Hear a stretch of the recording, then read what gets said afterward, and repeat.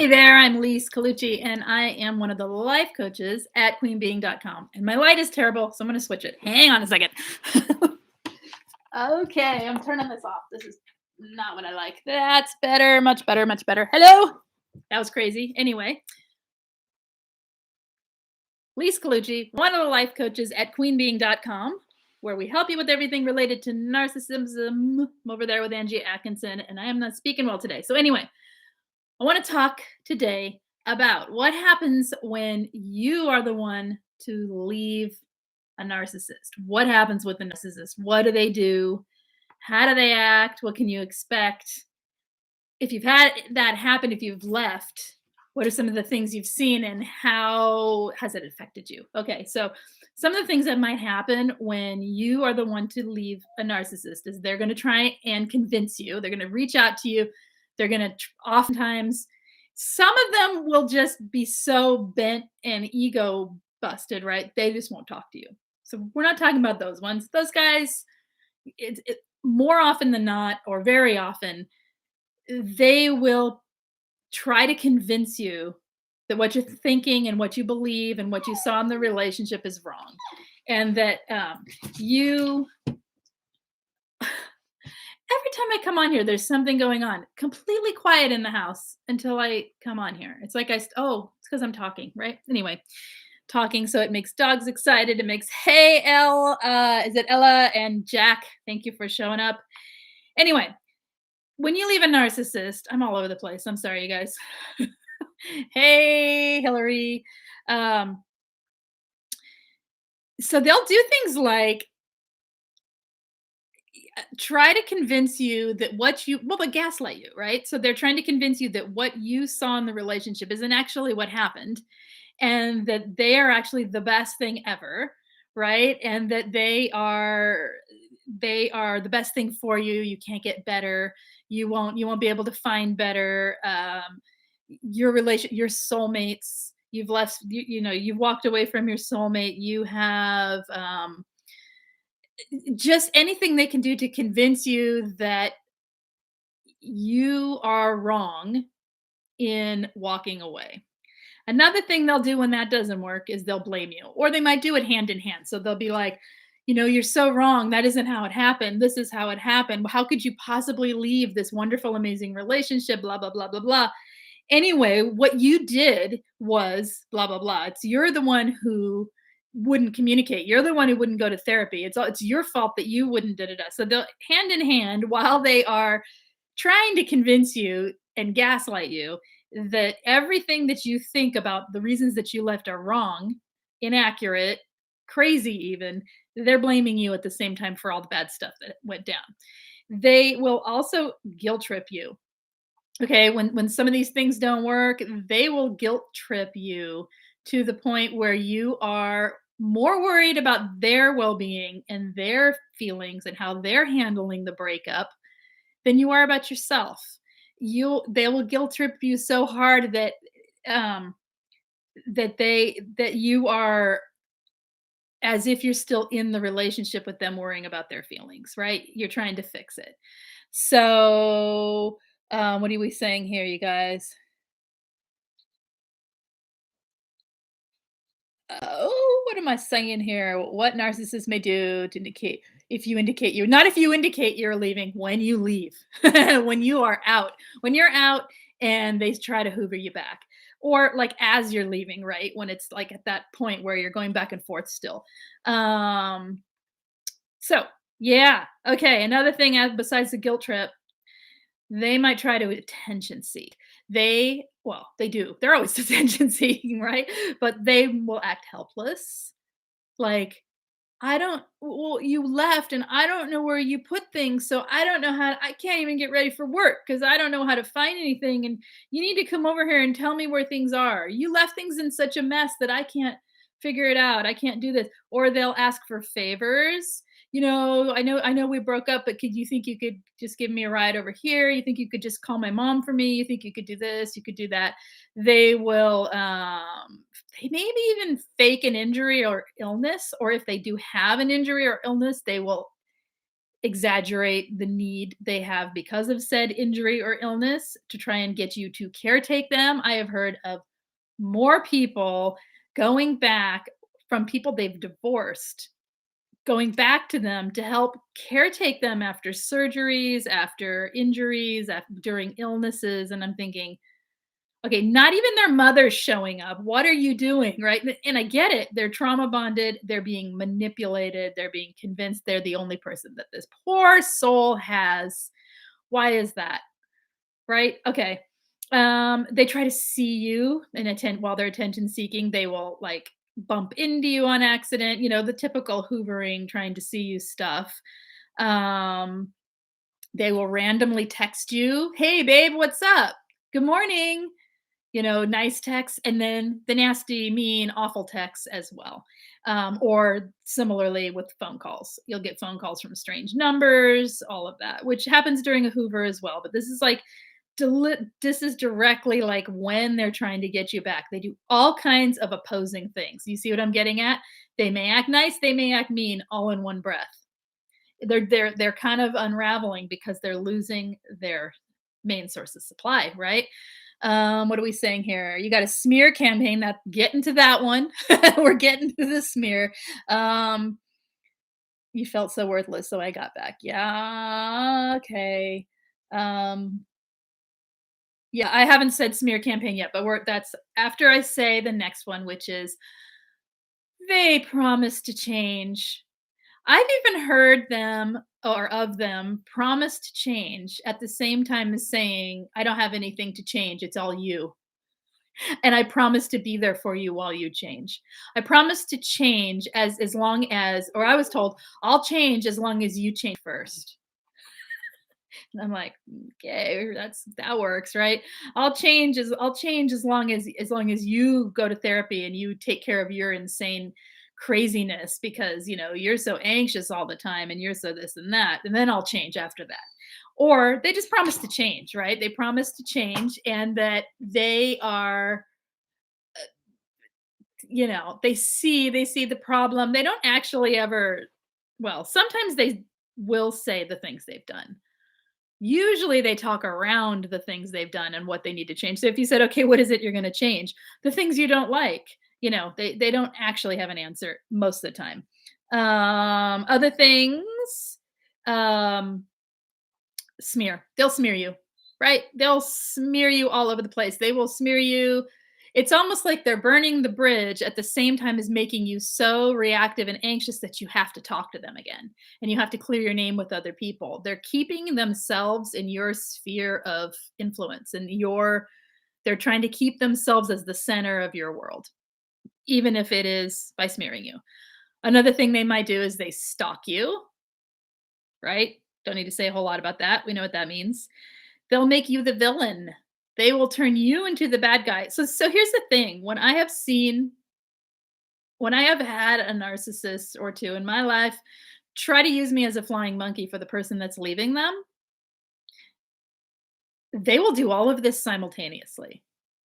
It's not like they pick and choose. "I think I'm going to blame today." They will blame you at the same time as they're trying to convince you you're wrong, at the same time as they're promising to change, at the same time as they're love bombing you, stalking you, smearing you, and making you the villain. They'll do it all at once. It's like rapid fire, rapid shifting all over the place. Um, they make you the villain so that you feel like it's your fault and you have to fix things. Thus, "I'll promise to change, you change," kind of talk, right? And yeah, they will also, what did I say here? I cannot even read my right. Oh, they'll get people to watch you. The flying monkeys will come out. They will have, oh, no, don't do that. They will have a piece, sorry. Hate that ring. It's not even my ring. If you heard my actual ring, you'd like it because it's tiptoe through the tulips. But I don't know why on here it doesn't do that. So anyway, they'll make people stalk you, follow you, watch you, right? They'll get the flying monkeys out. People don't know they're flying monkeys. What it's like to be a flying monkey sometimes. Well, some people know.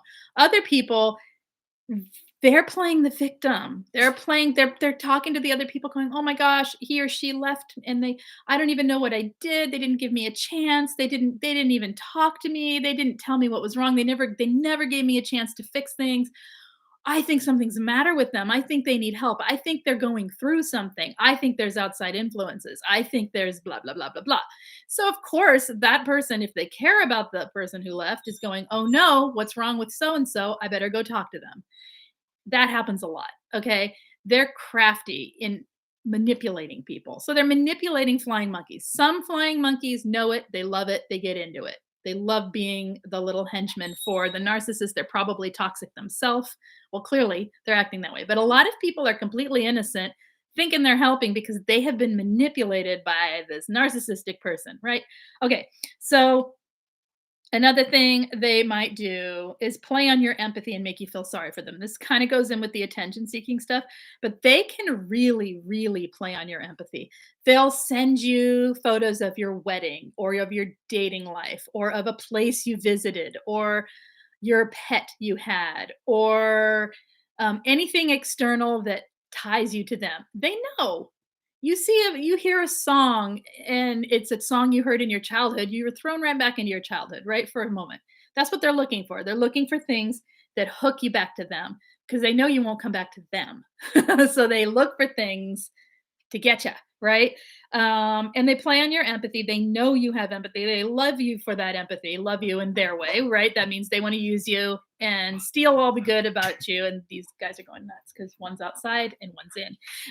All right.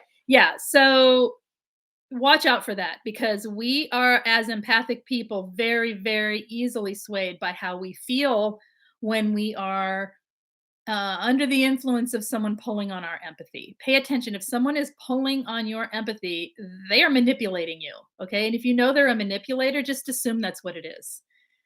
We're so trauma bonded when we leave, right? Or that we are often um, so easily fall into, "Oh my gosh, yeah, look how a good time we had when we went on that trip.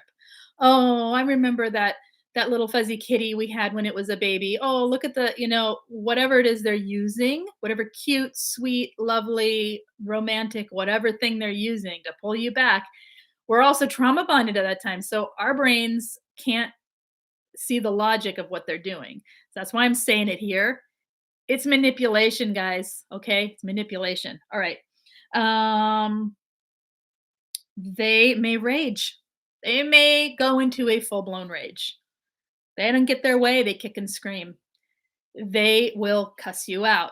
They will call you names. They will verbally attack you, hopefully not physically, but um, hopefully not any, but they rage. They have a tantrum. Okay. And another thing they might do, finally, here I have, is they might find new supply. They might not find new supply just to show you that they can. It could be about getting you to feel bad and want to come back. It could be about they use people. So they'll use whoever they can to influence you if they're trying to keep you. They also, when they have new supply, they got it both ways. I can have this new supply or I can win the other person back through making them jealous and making them see what an amazing, awesome person that I am because I'm better than everyone else. And then they'll want me and then I won't let them have me and then I'll use them both for a while and then I'll pick and choose who I'm going to use all the time, right? That's what they do. So, all right.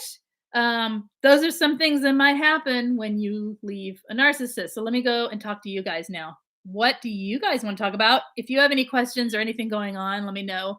I couldn't get my text thingy to work. It just spun and wouldn't let me send a text again. So I'm kind of bummed because I can't figure that out. So I got to figure that out so that we can get people actually in here. All right. What do we have? Anybody have a question? I've heard that Lise, he said, "I can't admit what I did, but what about you?" Right? Okay. All right. Anything anyone wants to talk about, hit me up. I'll be here for another minute or so. So the reason I'm saying all of these things is we're really, really vulnerable when we leave to being sucked back in, right? We're as vulnerable when we leave as when we're discarded, often. That doesn't mean being sucked back in doesn't necessarily mean going back into the relationship. It means going back into engaging with that toxic person and maintaining giving them supply and giving them focus and attention and energy that you need for yourself and your life moving forward. And it keeps you in the dance with them. You know what I mean? It keeps you like you're having a different sort of relationship with them now. That's what they want. And what we want is freedom from that, right? So know that anything that they're doing outside of just handing you your stuff back, waving goodbye is toxic, all right? Anything else, they are they're manipulating you and they're trying to get you to do something, whether it be get you back or get you back, if you know what I mean. So, okay. Anything else here today? Otherwise, we were going to keep it short again. And I'm trying to get on here more so they will be shorter because of that as well. Is Mystique okay? What's going on, hun? Okay. All right. Nobody has a question, so I'm going to head out and leave you with this kind of disjointed but packed full of information video. If you all need any help with anything, you got blocked and unblocked so many times. That's another one. Let's play the game of block unblock.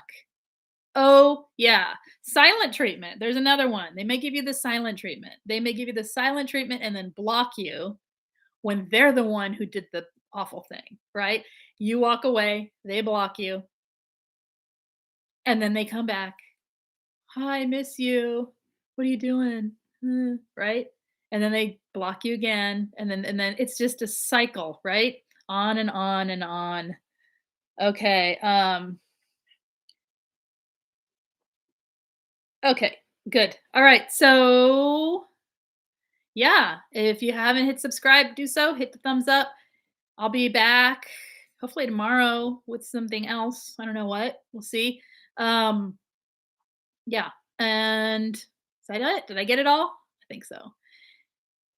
Yeah, you need coaching or group coaching, check it out in the main description of every video. Otherwise, see you next time, you guys. Take care. Bye bye.